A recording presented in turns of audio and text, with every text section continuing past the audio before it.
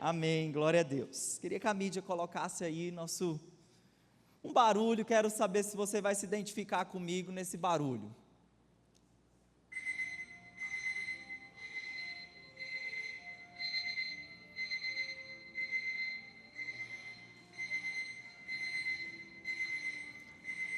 Muito bem, quem não estava acordado, acordou agora, amém? Olha, eu tinha um despertador desse lá nos idos dos anos 2000, quem aqui também tinha um despertadorzinho desse? Não tínhamos celular ainda, aí tínhamos essa praguinha quadrada, né, que nos acordava tão cedo de manhã. E nos anos 2000, fazia ensino médio, morava lá em Goiânia, e lá nessa época de junho, julho, faz muito frio. E eu não sei porque, depois que mudamos aqui para o Tocantins, que as coisas aqui tudo começa às 8 horas, porque lá em Goiás as coisas começam às 7 da manhã. E para estar na escola, porque íamos a pé para a escola, tínhamos que despertar às 6 horas da manhã. Então imagine esse barulho horrível, aquele clima maravilhoso para tirar um cochilinho a mais, porque estava frio.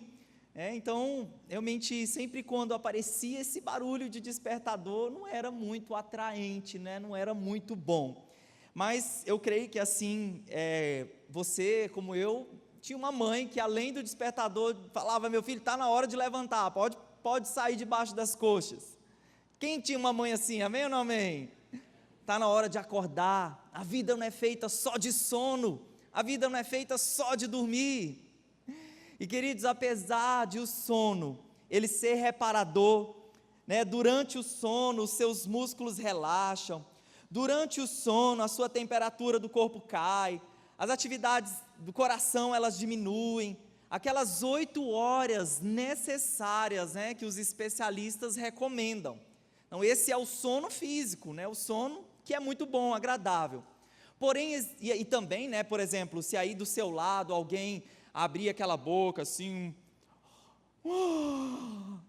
não contamina, daqui a pouco você já também está querendo tirar um cochilinho também. E existe também um sono, que é o sono espiritual, e também da mesma forma que ao bocejar assim, contamina, esse sono espiritual, ele também é contagioso. O sono espiritual, ele é caracterizado por aquela pessoa que está distraída, aquela pessoa que está desatenta para com as coisas do Senhor, para com a palavra do Senhor, aquela pessoa que está tão apegada às coisas dessa terra, e ela se encontra completamente relaxada com respeito à obra do Senhor. O apóstolo Paulo, ele diz lá em Efésios 5,14, ele diz: desperta, ó tu que dormes, levanta-te dentre os mortos, e Cristo resplandecerá sobre ti. Diga assim comigo: desperta. Diga ao seu coração: desperta, meu coração. Então Paulo, ele faz esse alerta para nós, porque nós precisamos nos acordar, nós precisamos acordar para o reino de Deus, precisamos acordar para os planos, para os propósitos do Senhor, que o Senhor tem para nós. E na Bíblia, todo despertamento coletivo, todo avivamento coletivo, ele foi precedido por tempos de despertamento pessoal. Ele era precedido por tempos onde o coração, em primeiro lugar, o indivíduo, ele era despertado. Nosso texto principal dessa noite, o texto de Isaías capítulo 6. Eu vou estar lendo praticamente vários versículos de Isaías 6 durante os pontos, mas eu queria resumir 3 versículos agora aqui na introdução. Isaías 6, versículo 1, o 5 e o 8, a Bíblia diz: no ano em que o rei Uzias morreu, eu vi o Senhor assentado num trono alto e exaltado, e a aba de sua veste enchia o templo. Então gritei: ai de mim, estou perdido. Então ouvi a voz do Senhor conclamando: quem enviarei? Quem há de ir por nós? Isaías, ele teve uma visão, e essa visão que Isaías teve trouxe tanto impacto para o seu coração e para a sua geração. Isaías, ele teve a visão do alto, Isaías teve uma visão de si mesmo, uma visão profunda, e Isaías também, ele olhou ao seu redor. E é sobre essas 3 partes dessa visão que Isaías teve que eu quero compartilhar ao seu coração nosso tema hoje, um chamado ao despertamento, e somado com a palavra, do dia 31 da virada, aqui, quem esteve presente aqui na virada, nós estamos dando continuidade nessa série, nossa liderança, ela, ouvindo do Espírito Santo, colocou esse tema, o despertar sobrenatural, e agora ao longo do mês de janeiro e fevereiro, eu gostaria de estar compartilhando palavras que vão nesse mesmo sentido, nessa mesma direção. E eu creio que essa visão que Isaías teve vai trazer tanto impacto para o seu coração, vai trazer tanta transformação, vai trazer tanto desejo de entrar debaixo da vontade do Senhor. Amém ou não amém? Então diga comigo o nosso primeiro ponto, um despertamento para o alto. Vamos lá? Um despertamento para o alto. Isaías 6, do versículo 1 ao 3. No ano em que o rei Uzias morreu, eu vi o Senhor, assentado num trono alto e exaltado, e a aba de sua veste enchia o templo. Acima dele estavam os serafins, cada um deles tinha 6 asas, com 2 cobriam o rosto, com 2 cobriam os pés, e com 2 voavam, e proclamavam uns aos outros: Santo, Santo, Santo é o Senhor dos exércitos, a terra inteira está cheia da sua glória. Você pode dizer comigo aquilo que Isaías viu, os anjos proclamando uns aos outros, dizendo: Santo, Santo, vamos dizer juntos? Santo, Santo, Santo é o Senhor dos exércitos, a terra inteira está cheia da glória. Quando Isaías ele tem essa visão, que foi a visão do Senhor em seu trono, a Bíblia diz um trono alto e exaltado. O foco do olhar de Isaías, apesar de que era uma experiência sobrenatural, ele estava vendo aqui os seres que estão diante do Senhor. Nunca antes ele havia visto coisa semelhante a essa. Seres que com 6 asas, cobriam o seu rosto, e enfim, algo sobrenatural, uma experiência sobrenatural. E aqueles seres, eles estavam dizendo um ao outro, de forma responsiva: Santo, Santo, e os outros respondiam um ao outro aquilo que os olhos daqueles serafins estavam vendo. Então naquela visão, Isaías não se atém àquela experiência de olhar aqueles seres que ele nunca tinha visto. Os olhos de Isaías, eles focam em um só, ele foca no Senhor. Os olhos de Isaías focam na santidade do Senhor. Então Isaías, ele não ouviu aqueles serafins dizendo: onipotente, onipotente, onipotente é o Senhor, ou dizendo: onipresente, onipresente, onipresente é o Senhor. O que Isaías ouve, o foco daqueles seres celestiais, eles estavam vendo a santidade do Senhor, eles estavam olhando para o Senhor e repetindo: Santo, Santo, Santo é o Senhor, a terra inteira está cheia da sua glória. Quando Isaías vê o Senhor assentado num trono, trono fala de um lugar de autoridade, a aba da veste do Senhor enchia aquele espaço, que fala do domínio do Senhor. Os olhos de Isaías foram atraídos para o Senhor, e essa é a visão que eu e você e que a nossa geração precisam tanto ter, e nunca se perder desse lugar, de sempre olhar para o Senhor, de sempre colocar os olhos no Senhor. Lá em Hebreus 12, 2, a Bíblia diz: conservemos os nossos olhos fixos em Jesus, pois é por meio dele que a nossa fé começa, e é ele quem a aperfeiçoa. Então os nossos olhos não devem estar nas experiências, por mais sobrenaturais que elas sejam, ou até mesmo pelo nosso sucesso, ou aquilo que até mesmo a bênção de Deus tem nos dado. Os nossos olhos nunca podem se perder daquilo que realmente importa, da pessoa que realmente importa, da pessoa do nosso Senhor. Olhar para o Senhor.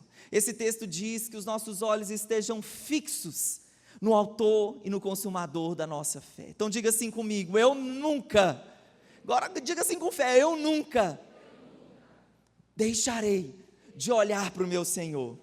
Eu nunca deixarei de olhar para o meu Senhor. Queridos, e como nós podemos fazer isso? De forma prática agora, pastor, nós vamos ter uma visão assim sobrenatural. Espero que você tenha muitas delas, e todas elas olhem para o Senhor todos os dias. mas uma forma tão prática que você tem para olhar para o Senhor dia após dia, para manter o seu coração desperto, acordado, são as práticas espirituais. Permanecer e ser despertado para o alto, olhando para a Bíblia, olhando para o Senhor, ouvindo o Senhor através da oração. E eu queria ilustrar esse ponto aqui, da oração, da palavra, por 2 momentos onde a Bíblia fala de sono espiritual, de que dormiram, 2 momentos onde houve sono natural, mas que fala muito ao nosso coração de forma espiritual. O primeiro deles, quando Jesus sobe ao Getsêmani para orar.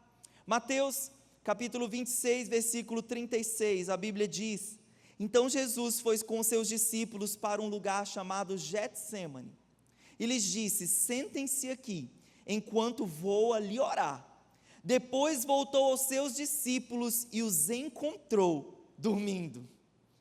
Então Jesus, ele sobe ao Getsêmani, um dos momentos onde a sua alma estava tão angustiada, porque Jesus sabia aquilo que estava preparado para ele, a crucificação, onde nessa oração, onde Jesus pede ali que, se fosse possível, passar a sua vontade, mas que a vontade de Deus prevalecesse.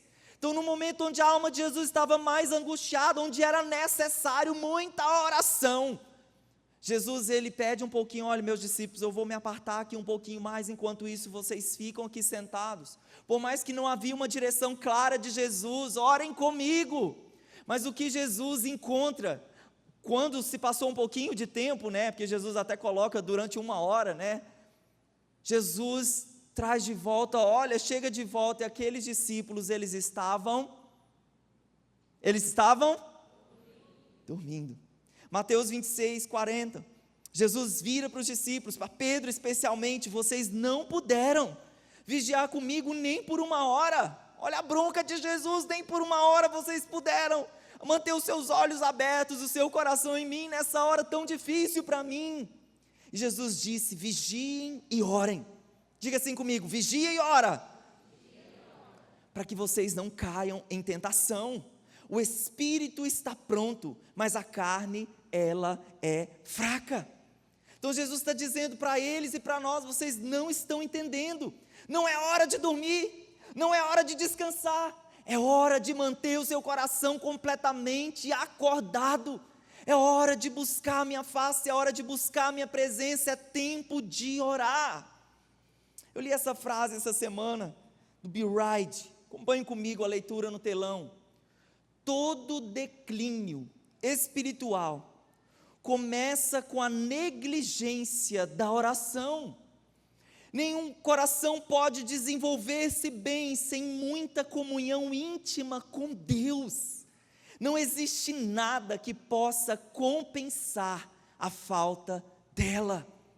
Queridos, se nós sabemos que nós precisamos orar mais e orar com intensidade, orar em momentos de alegria, orar em momentos de adversidade, por que não oramos?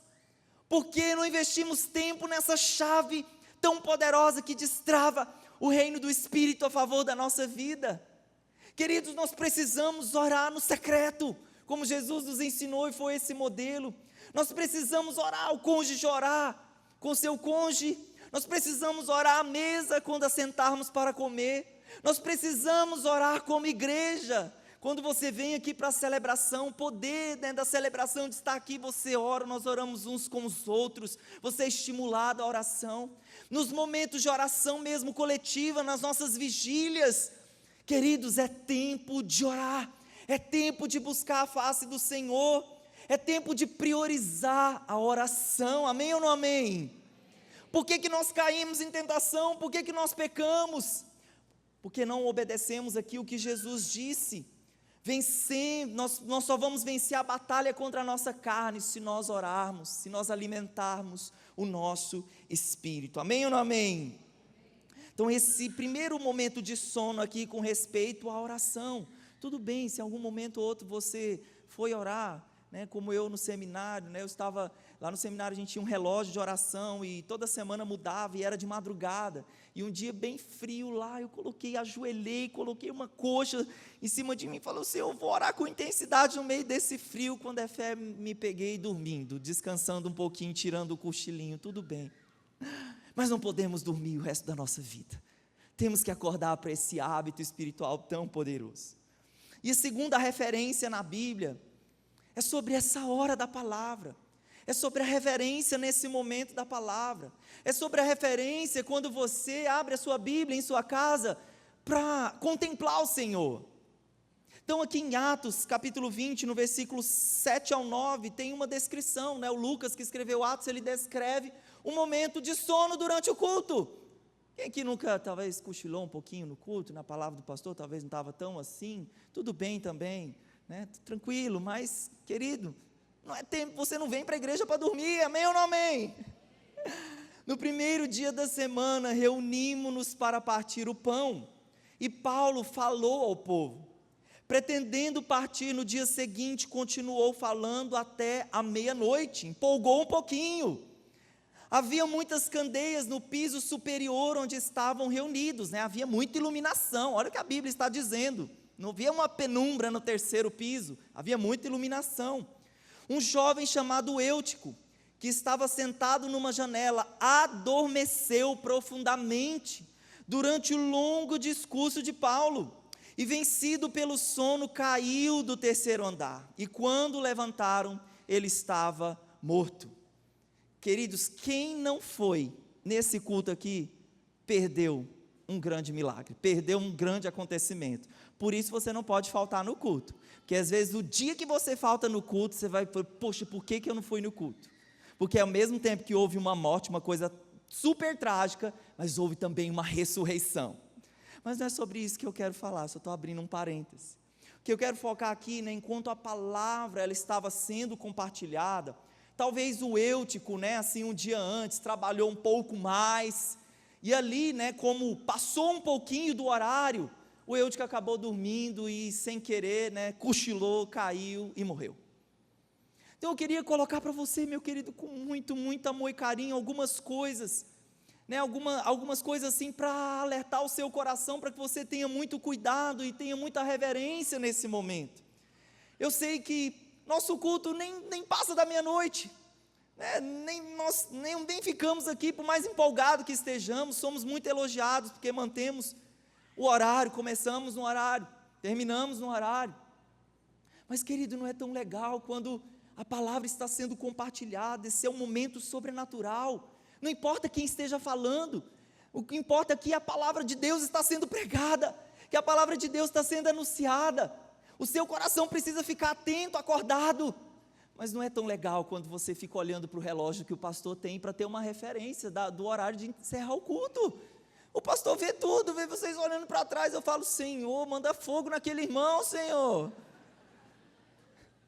ou olhando no celular, ou saindo toda hora para ir ao banheiro, meu irmão, você tem um problema de incontinência urinária, peça o Espírito Santo para curar o seu coração, sua vida, ou tomar um cafezinho, ou sair toda hora, não é tão legal. Eu sei que o celular hoje, é quase que um anexo da nossa vida, nós usamos ele para coisas tão, né, abençoadoras para a nossa vida, né, agiliza tantas coisas. E eu me lembro assim, o dia, né, eu sempre sentei aqui na frente, mas trabalhando na administração, né, cuidando de algumas coisas, detalhes aqui da igreja. Um dia o pastor Jackson virou para mim e me perguntou assim, pastor Willy, né, pastor Willy, você já, o que eu falei hoje no culto? O que você entendeu da palavra hoje? Aí eu, desculpa pastor, mas nada. Por quê? Meu WhatsApp estava aberto, porque tinha uma justificativa super espiritual, pastor, estou conferindo os grupos do Kids aqui, do pessoal ali na porta, para ver se está tudo bem acontecendo. William, a partir de hoje, coloque seu celular no modo avião, abre seu bloco de notas e anota a palavra, querido, com muito amor e carinho, eu também queria te fazer essa dica, essa sugestão, traz um caderninho para anotar a palavra, coloca seu celular no modo avião também e vai anotando. Cara, é tão maravilhoso quando a gente chega nas nossas células e o líder não fica no vácuo com aquela pergunta, né? O que Deus falou com você na hora da palavra, moço? É maravilhoso quando alguém Deus falou comigo, eu anotei isso assim, assado. mas porque estava atento àquilo que o Espírito Santo estava falando. Então anota. Eu já fui lá em cima, ali na parte de cima, e já olhei assim para baixo, e algumas pessoas jogando no celular, algumas pessoas curtindo foto no Instagram, né, essa coisa de ficar ali. Queridos, cuidado com as distrações. Um dia nós vamos olhar para trás, e nós vamos falar assim: o que eu fiz com o meu tempo? Porque durante a nossa vida a gente ficou só perdendo tempo com tanto entretenimento, com tanto vídeo, com tanta piada, com tanto meme, que a gente vai olhar para trás e falar assim: o que eu fiz? Perdi tanto tempo, podia ter aproveitado tendo reverência na hora do culto, e também no meu tempo a sós com Deus em casa. Eu confesso para você, irmão, que alguns dias eu acordo tão cansado que às vezes eu só estou lendo letra, eu só estou olhando assim, lendo assim, aí o Wellington começa a mandar mensagem cedo, né, Wellington? Isso aqui é discípulo fiel, já vai mandando. Aí eu já olho ali aquela mensagem, já quero responder, que eu respondo rápido, daqui a pouco eu me distraio e não recebi nada, não entendi nada, nada me transformou. Queridos, nós precisamos ficar muito atentos, eu falo, começando comigo, despertando o meu coração, para não perder nenhum momento, nem um segundo daquilo que o Senhor, Ele está falando ao nosso coração. Queridos, muitas vezes, essa coisa, né, de desatenção, de distração, passa uma mosca aqui, todo mundo olha, meu irmão, o Satanás pode estar usando a mosca, né, para que sua atenção seja desfocada da presença. Fala assim, por isso que eu gosto de sentar na frente, vocês sempre vão me ver na frente. E eu sinto falta dos irmãos mais aqui na frente, porque aqui na frente não tem distração. Até a salinha ali, que era de amamentação, né, que era muito legal ali, mas às vezes distraía. Então eu falei assim, vamos mudar a sala da amamentação até para um lugar que é até mais fácil para as mãezinhas, né, colocamos lá no corredor de fora, para não ter nenhuma distração. Querido, você precisa ficar muito atento, amém ou não amém? Então, queridos, a pergunta que eu tenho para você, para nós despertarmos desse sono diêutico, a pergunta é, como tem sido o relacionamento com a sua Bíblia? Agora, não falando somente aqui nessa reverência do culto, mas a reverência no seu lar, no seu tempo a sós com Deus, porque aqui o Paulo estava expondo a palavra. Eu pergunto para você, como está a exposição da palavra no seu coração? Quanto tempo você está investindo em ler a Bíblia? E desse tempo que você está lendo, o que Deus está falando ao seu coração? Se eu te perguntar, hoje, domingo, que dia que é hoje? Domingo, obrigado, já falei domingo, que dia que é hoje? É 12, 12, né? 12, o que hoje no dia 12, Deus falou com você na sua Bíblia? Não, pastor, achei que no domingo eu vinha na igreja, o Senhor falava a palavra, eu recebia e voltava cheio. Não, domingo também é dia de abrir a Bíblia, de ouvir a Deus, de ouvir o Espírito Santo. E eu gosto muito de falar assim, né, que o Espírito Santo, ele provoca o nosso coração. Eu gosto dessa palavra, porque assim, a Bíblia, ela precisa te provocar, irmão. Então, o que Deus tem provocado o seu coração?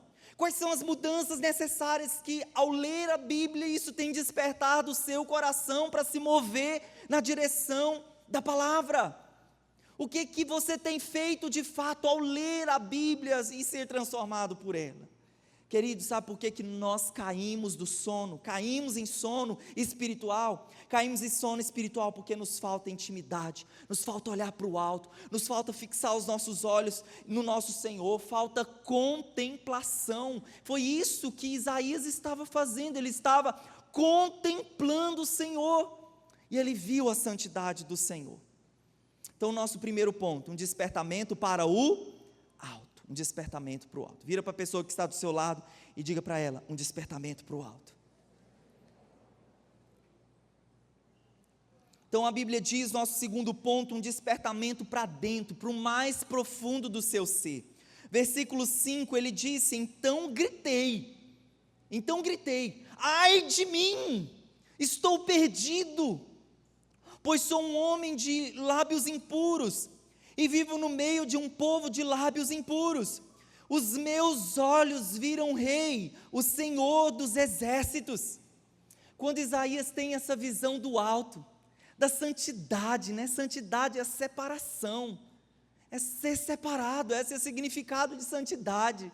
Quando o Isaías ele olha para o alto, ele vê o Senhor, ele vê a santidade do Senhor, O Espírito Santo faz com que ele veja a sua condição interior, que ele olhe para dentro dele mesmo, que ele olhe para dentro, para o mais profundo do ser dele, e a vontade que deu naquele momento foi de declarar isso, de falar, de colocar para fora, de dizer: ai de mim, diante da santidade do Senhor, eu estou perdido.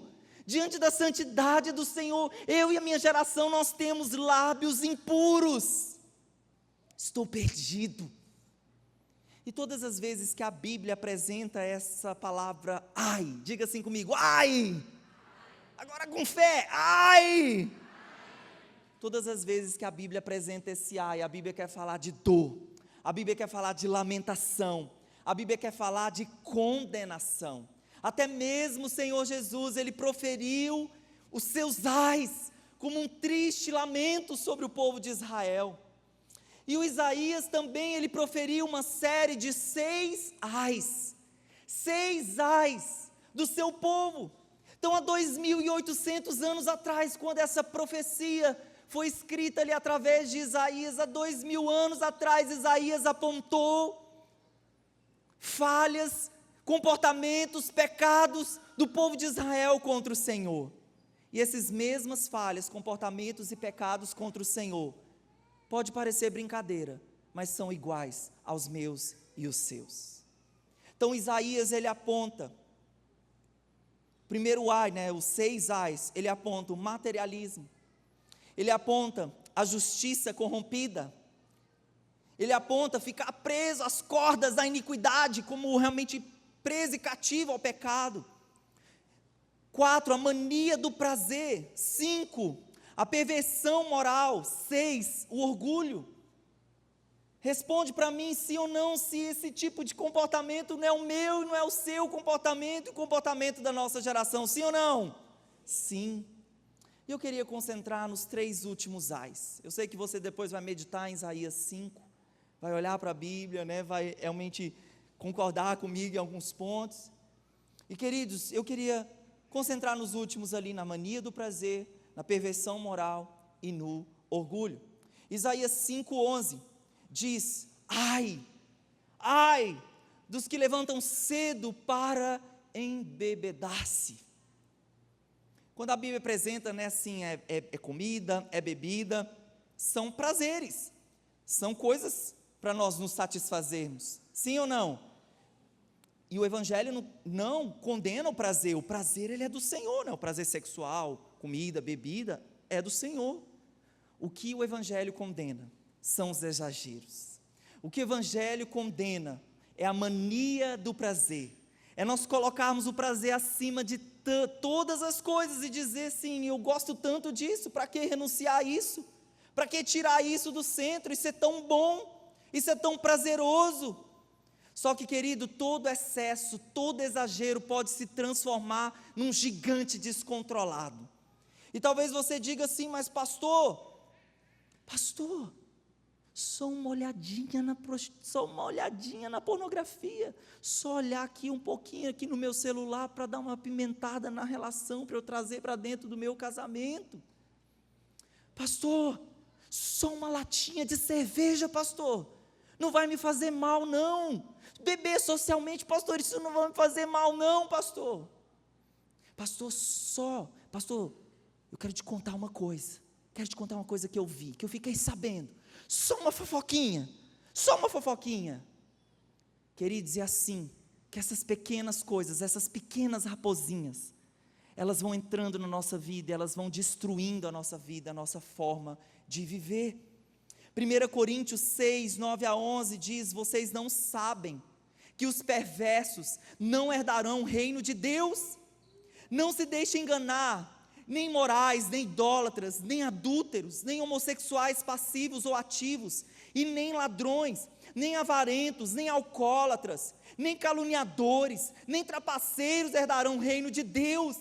Assim foram alguns de vocês, mas vocês foram lavados, santificados, foram justificados no nome de Jesus Cristo e no Espírito do nosso Deus.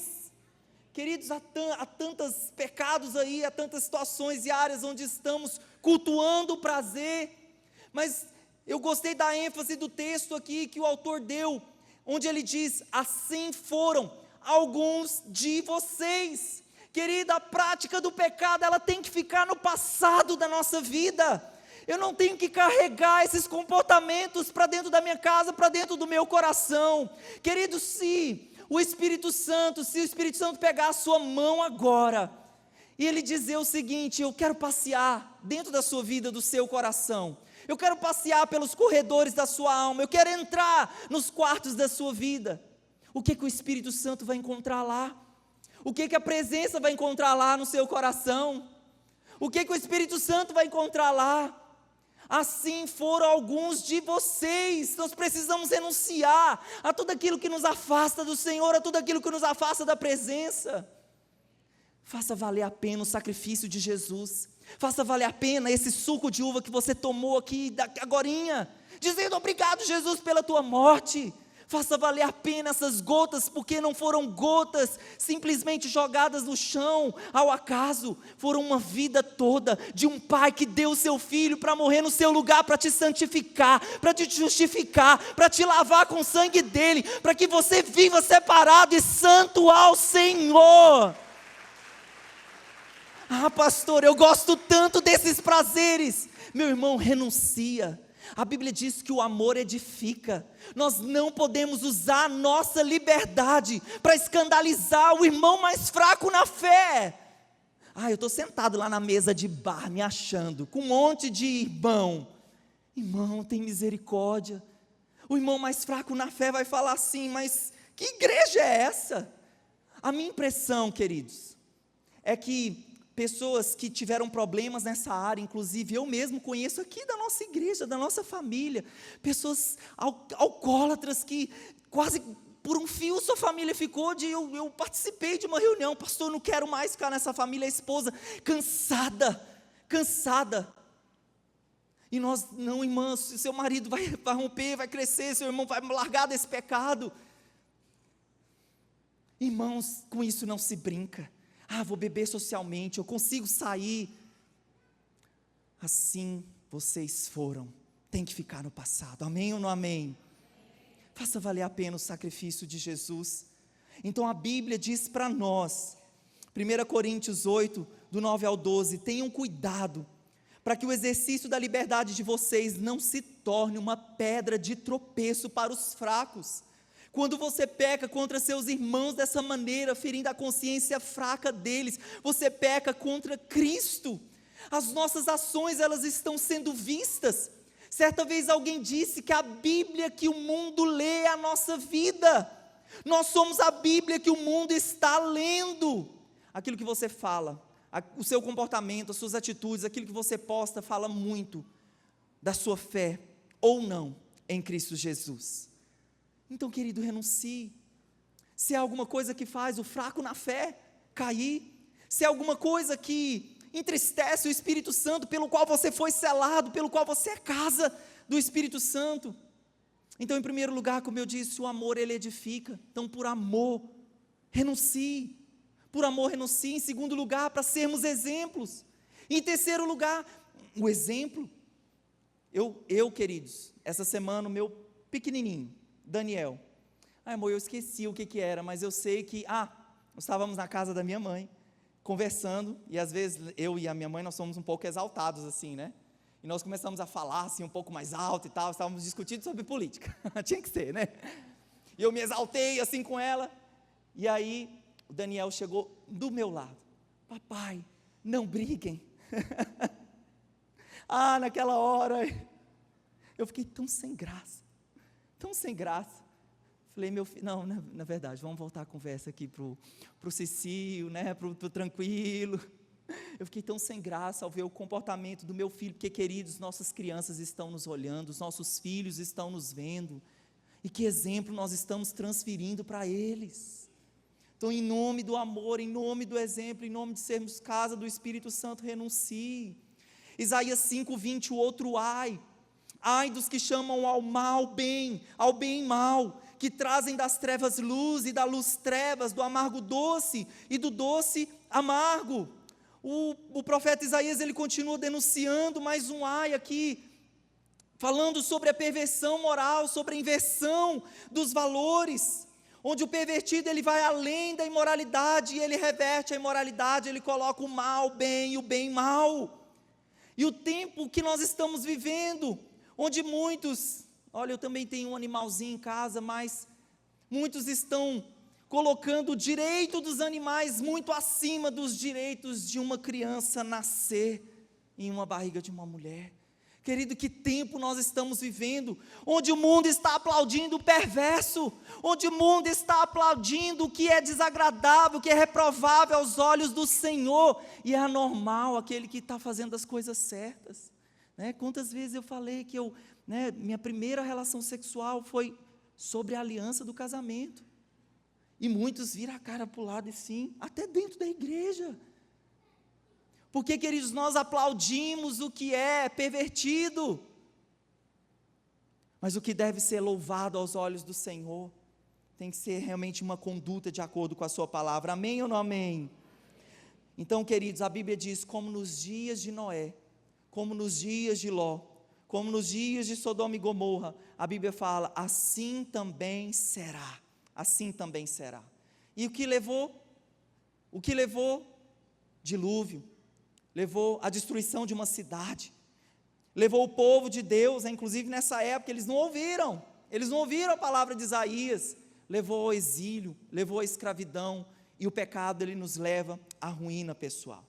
Então e o sexto ai, de Isaías, versículo 5, versículo 20 e 21, ele diz, ai dos que são sábios aos seus próprios olhos, e inteligentes em sua própria opinião.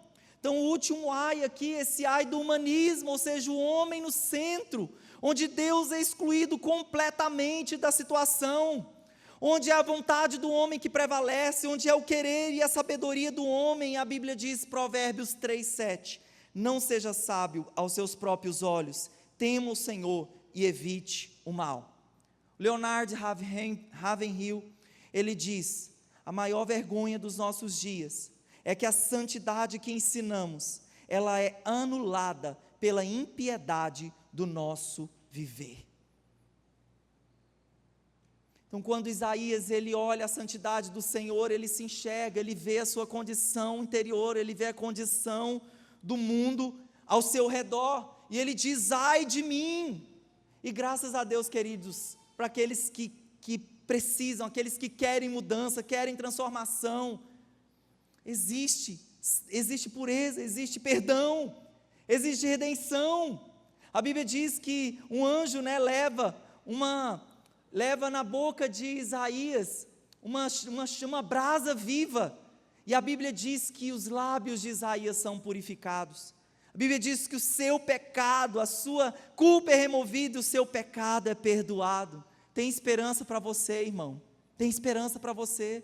Mas o que precisa partir de você e não de mim, porque eu sempre oro por você, Senhor, aviva o teu povo, santifica o teu povo na palavra, mas é a partir do seu coração uma decisão de sempre olhar para a santidade do Senhor e também olhar para dentro de si e falar, Senhor, eu preciso de ti, eu preciso da tua presença, eu preciso do Senhor, eu preciso do teu perdão, eu preciso de transformação.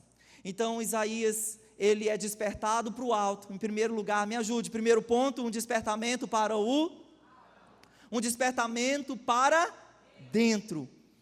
E o terceiro e último lugar, agora Deus faz uma pergunta. Deus faz uma pergunta para Isaías. O versículo 6, um despertamento para fora, ponto 3. Então ouvi a voz do Senhor conclamando, quem enviarei? Quem irá por nós? Quem enviarei? Quem irá por nós? Essa é a pergunta do Senhor.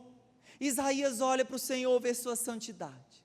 Isaías olha para a sua condição interior, viu quanto ele estava perdido.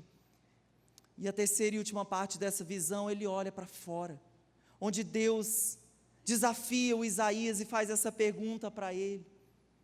Eu sou santo, eu tenho planos de paz, eu tenho planos de transformação, mas e o mundo lá fora?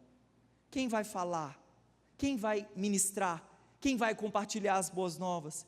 Quem irá ao mundo? Querido, eu não sei se isso surte tanto impacto no seu coração, porque milhares de pessoas, diga assim comigo, milhares de pessoas diariamente estão indo para o inferno sem Jesus. E nós não podemos ficar só com a visão do alto, com a visão de si mesmo, e nos esquecer da visão ao nosso redor. Eu pesquisei no site da Junta de Missões Mundiais sobre realidades atuais do Evangelho no mundo.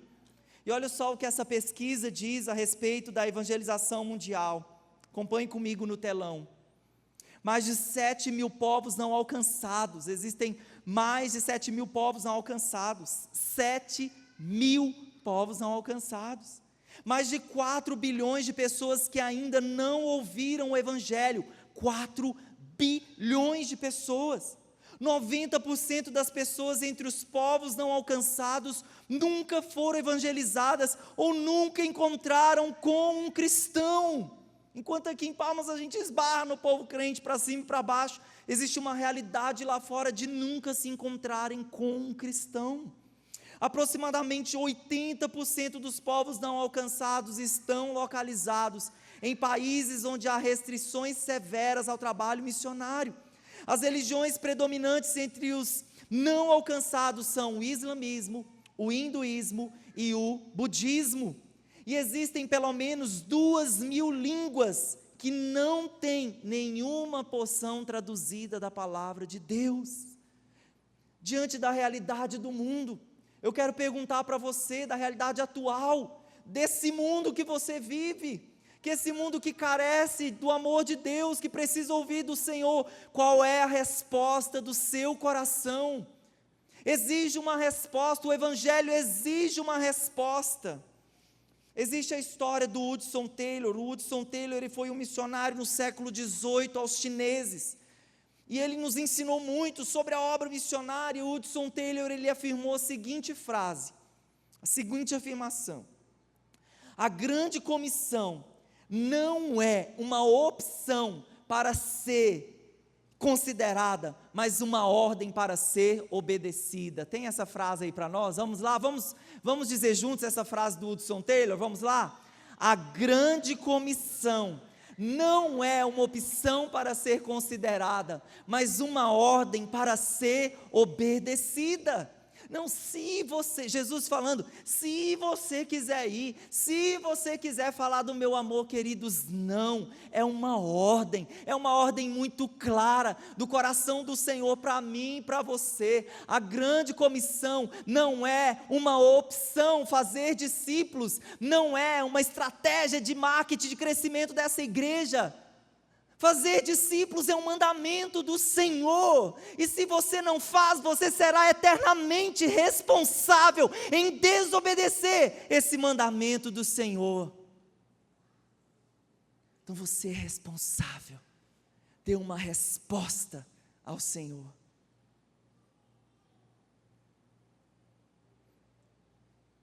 A Vanessa compartilhou nesse mês de dezembro, no nosso grupo, sobre o que nós podemos fazer de prático, como nós podemos nos multiplicar, como o mundo pode conhecer Jesus. E existe uma estratégia que diz assim, olha, se você se multiplicar, porque querido, você pode ir lá fora, amém, eu vou te encontrar lá, em nome de Jesus, lá nos povos islâmicos, amém ou não amém? Ixi, foram poucos améns, hein? Lá no Iraque, vou te encontrar lá pela fé, em nome de Jesus, eu também quero ir, eu também vou, em nome de Jesus. Mas você pode começar pelo seu vizinho, pelo seu ao redor. Não existe só a África para ser cuidada. Existe um vizinho, às vezes depressivo, doente, cansado, sobrecarregado, precisando de ajuda, precisando de conselho. Qual é a sua resposta? E essa estratégia, que a pastora Vanessa compartilhou lá conosco, se você ganha 2 pessoas para Jesus, e você discipula essas pessoas, cuida dessas pessoas, e o fluxo de vida não para nelas, e aquelas 2, agora vão se multiplicar em 4, enfim, o fluxo da multiplicação, essa estratégia lá diz que em 3 anos, o mundo inteiro ouviria Jesus. Então não pode parar o fluxo em você. Se você está recebendo do Senhor, se você está recebendo, vendo o Senhor, olhando para o alto, olhando para a sua condição, a cada dia se santificando, esse fluxo de vida tem que continuar. Amém ou não amém? Maranata, ora vem, Senhor Jesus, e que nós, como teu povo, nós possamos, Senhor, compreender os teus propósitos e os teus mandamentos. Queria que você ficasse de pé. Isaías, ele olha para o céu, ele vê a santidade do Senhor, ele vê a glória do Senhor, e existe um chamado para mim e para você: sejam santos porque eu sou santo, sejam separados. Ele olha para a sua condição interior, ele diz: ai de mim, tem misericórdia de mim. E a Bíblia diz que o Senhor, ele purifica, ele perdoa. E Isaías, ele olha para fora, e ele olha o mundo ao seu redor, e a pergunta do Senhor é: quem irá por nós? Quem há de ir por nós?